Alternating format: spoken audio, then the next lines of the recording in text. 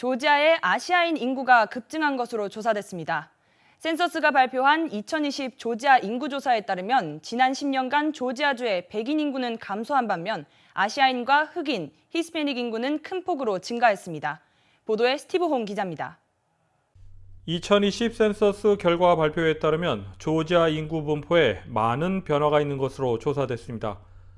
지난 10년간 조지아의 백인 인구는 약간 감소하고 흑인과 히스패닉 그리고 아시안 인구는 급증한 것으로 조사됐습니다.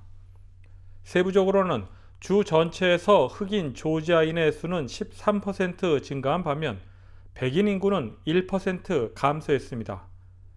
아시안 인구는 53%, 히스패닉 인구는 32% 증가했습니다.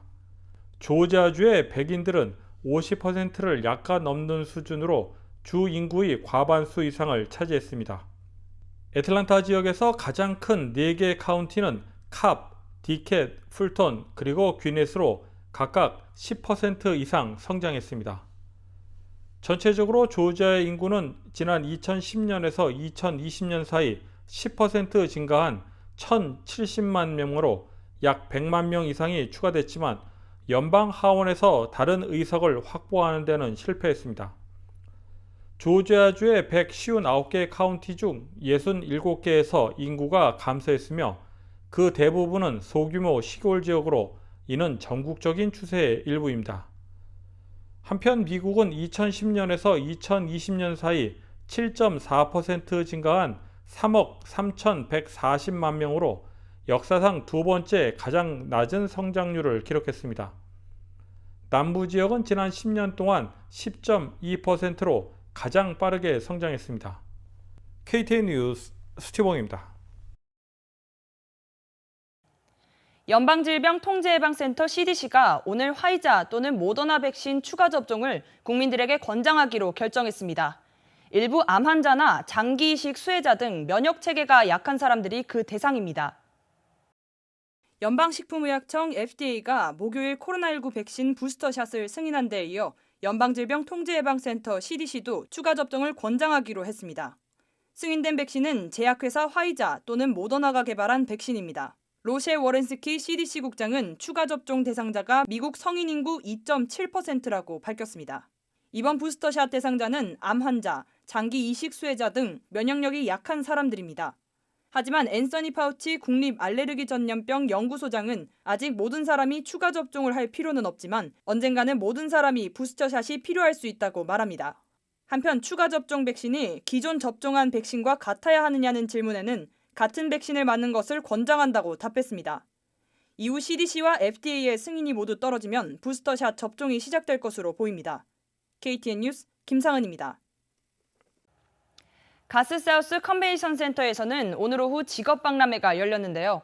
이번 박람회를 마련한 캐롤린 보르도 의원은 구직자와 직원을 구하는 업체 간의 연결의 장이 되었다고 평가했습니다. 스티브 홍 기자가 박람회 현장을 다녀왔습니다. 오늘 오후 직업박람회가 열리고 있는 가스사우스 컨벤션 센터.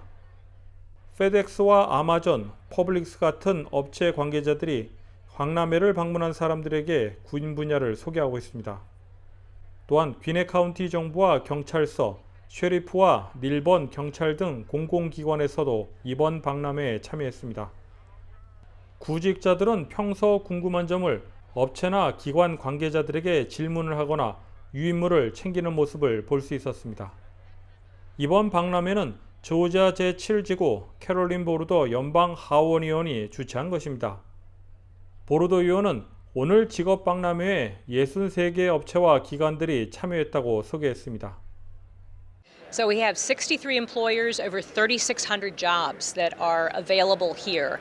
We did it because we've been talking to lots of employers who are saying, wow, we really need employees, the economy is booming, and we've been talking to lots of people in the community who are really looking for work, and so we're bringing them together. 또한 팬데믹 기간 구인과 구직난으로 힘들어했던 개인과 기업들이 이번 박람회를 통해 다시 일어설 수 있는 기회가 되길 바란다고 강조했습니다. 보르도 의원은 박람회 참가자들과 기업 관계자들을 만나 현장의 목소리를 직접 들을 수 있는 기회가 되었다고 밝혔습니다. KTN 뉴스 스티븐입니다. 다가오는 8월 15일 일요일은 대한민국 광복 76주년입니다. 토니 블링컨 국무장관도 대한민국의 광복절을 축하하며 국제적 도전 대응을 위한 동맹 간 협력을 강조했습니다. 블링컨 장관은 성명에서 광복절을 맞이한 한국 국민에게 미국을 대표해 축하를 전한다면서 한미동맹은 인도, 태평양과 그 이상 지역에서 약 70년간 평화, 안보, 번역의 핵심 축이 되어왔다고 밝혔습니다. 그러면서 양국의 우정과 동맹은 철통 같다며 더욱 번영하고 안전한 미래를 달성하기 위해 노력하겠다고 부연했습니다.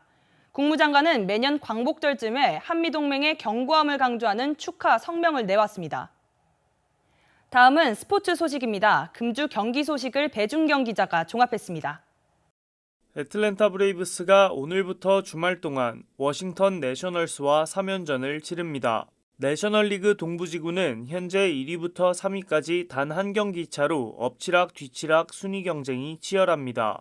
지난주까지 1위였던 뉴욕 매츠는 3위로 떨어졌고 필라델피아 필리스가 브레이브스보다 한 경기 더 치른 상태에서 반경기 차로 1위 자리를 지키고 있습니다. 내셔널리그 서부지구의 상위 3팀이 승수가 월등히 많아 와일드카드 경쟁이 무의미해질 수도 있는 상황에서 브레이브스는 플레이오프에 진출하기 위해 동부지구 1위에 올라야 합니다. 축구 소식입니다. 애틀랜타 유나이티드가 이번 주 일요일 홈에서 LAFC를 상대합니다. LAFC는 LA 갤럭시와 더불어 로스앤젤레스를 연고로 삼는 팀 중 하나로 리그 내 유일한 한국인 선수인 김문환이 활약하고 있는 팀입니다. 애틀랜타 유나이티드는 어제인 목요일 가브리엘 에인세를 대신할 감독 선임 소식을 발표했습니다. 팀의 지휘봉을 잡게 된 감독은 곤잘로 피네다로 양측은 2024년까지 장기 계약에 서명했다고 알려졌습니다. 하지만 피네다 감독이 코로나19 양성 판정을 받으면서 이번 주말 경기와 다음 경기까지는 팀의 임시감독직을 맡고 있던 롭 발렌티노가 맡을 것으로 전해졌습니다. 피네다 감독은 애틀랜타와 계약하기 전까지는 4년간 수석 코치로 시애틀 사운더스에 소속되어 있었습니다. 미식축구 시즌이 한 달 앞으로 다가왔습니다. 애틀랜타 팔콘스는 지난 시즌 4승 12패로 내셔널 풋볼 컨퍼런스 남부지구 최하위의 성적을 기록했던 바 있습니다. 팔콘스는 오늘 저녁 7시부터 프리시즌 첫 번째 경기를 소화하고 있습니다. 상대팀은 테네시 타이탄스로 팔콘스는 이번 오프시즌 기간 동안 팀의 프랜차이즈 와이드 리시버이자 맷 라이언과 함께 팀을 대표하는 선수였던 훌리오 존스를 타이탄스로 트레이드했습니다. 이번 경기는 훌리오 존스가 프로 무대 데뷔 이후 처음으로 팔콘스의 유니폼이 아닌 다른 팀 소속으로 치르는 경기입니다. 팔콘스는 향후 2주간 2번의 프리시즌 경기를 더 치른 후 9월 12일 안방에서 필라델피아 이글스를 상대로 시즌 첫 경기를 가질 예정입니다. 노스캐롤라이나 그린스보로에 위치한 세지필드 컨트리 클럽에서 PGA 윈드엠 챔피언십이 열리고 있습니다. 윈드엠 챔피언십은 이번 시즌 페덱스컵 플레이오프 진출을 위해 마지막으로 랭킹 포인트를 획득할 수 있는 대회입니다. 포인트 125위까지 진출할 수 있는 페덱스컵을 앞두고 리키 파울러, 사토시 고다이라, 그리고 맷 쿠차 등이 진출 실패 가능성에 직면해 있습니다. 시즌의 대미를 장식하는 페덱스컵 플레이오프는 다음 주 열리는 노던 트러스트로 시작해 BMW 챔피언십, 그리고 투어 챔피언십으로 마무리됩니다. 한국 선수들 중에서는 임성재, 이경훈, 그리고 김시우가 포인트 50위권 이내로 토너먼트 진출이 확실시 되고 있습니다. KTN 뉴스 배준경입니다. 다음은 코로나19 소식입니다. 오늘의 코로나19 현황을 박진남 기자가 종합했습니다.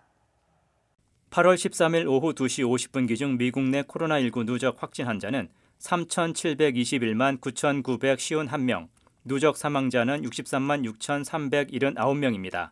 어제 하루 동안 신규 확진 환자는 15만 438명 늘었고 신규 사망자는 1,111명 증가했습니다. 주별 누적 확진 환자는 캘리포니아, 텍사스, 플로리다, 뉴욕, 일리노이 순으로 많습니다. 주별 누적 사망자는 캘리포니아, 뉴욕, 텍사스, 플로리다, 펜실베니아 순으로 많습니다. 다음은 조지아주 코로나19 현황입니다. 오후 2시 50분 집계에 따르면 조지아주의 누적 확진 환자는 98만 2,589명, 누적 사망자는 18,987명으로 집계됐습니다. 신규 확진 환자는 5,107명 증가했고 신규 사망자는 45명 늘었습니다. 다음은 카운티별 집계입니다. 귀넷 카운티 누적 확진 환자 92,363명, 누적 사망자는 1,149명입니다. 목요일 대비 신규 확진 환자는 180명 늘었고 신규 사망자는 2명 늘었습니다. 풀턴 카운티 누적 확진 환자 91,459명, 누적 사망자는 1,389명입니다. 신규 확진 환자는 324명 늘었고 신규 사망자는 1명 늘었습니다. 이상 오늘의 코로나19 현황이었습니다.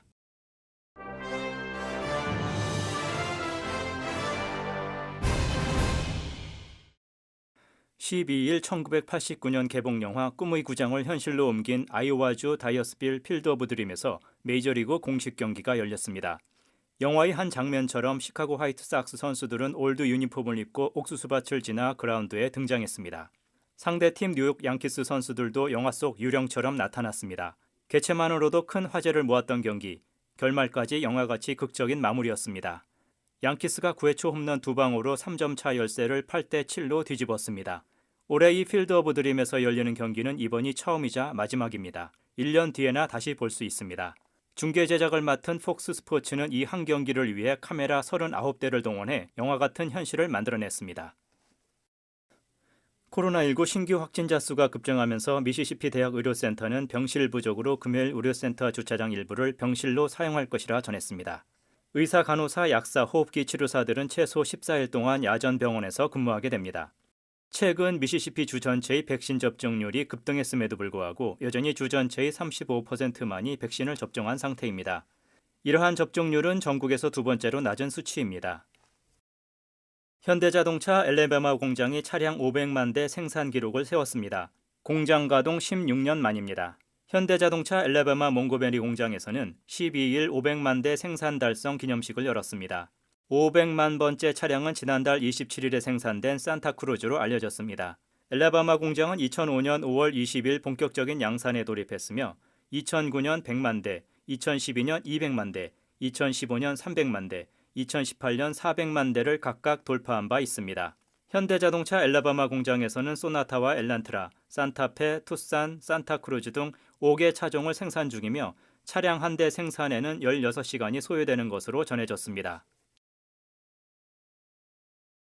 오는 15일 오후 2시 애틀랜타 한인회관에서는 제76주년 광복절 기념식이 열립니다.